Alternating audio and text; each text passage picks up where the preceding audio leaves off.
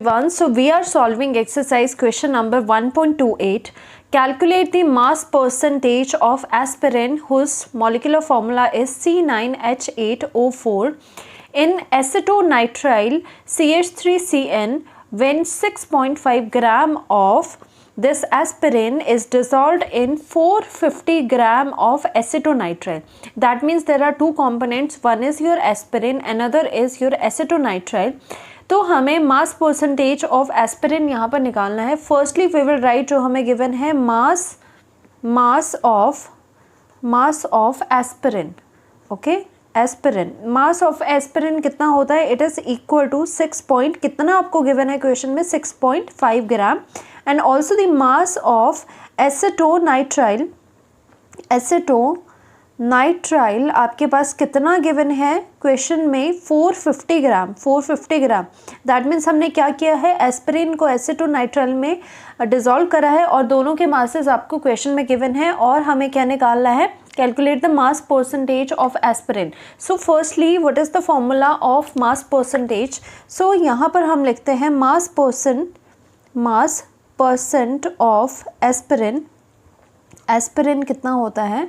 Mass percent of aspirin it is equal to mass of, जिसका mass percentage निकालना है वो लिखेंगे mass of aspirin. Okay, mass of aspirin divided by total mass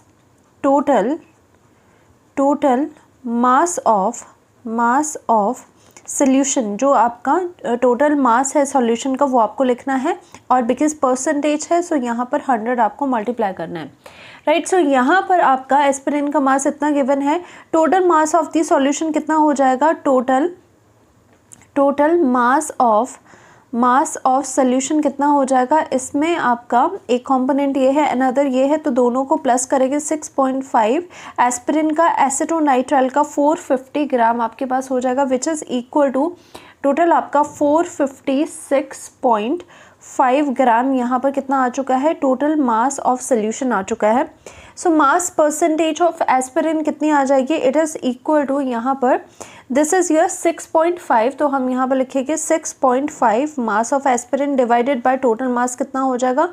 456.5 gram यहाँ पर हो जाएगा इनटू यहाँ पर 100 हो जाएगा और यहाँ से पॉइंट आपके कैंसिल आउट हो जाएंगे. So finally we will have 6500 divided by यहाँ पर कितना आ रहा है आपका? 4565 आ रहा है. Right, which is equal to आपका 1.42%.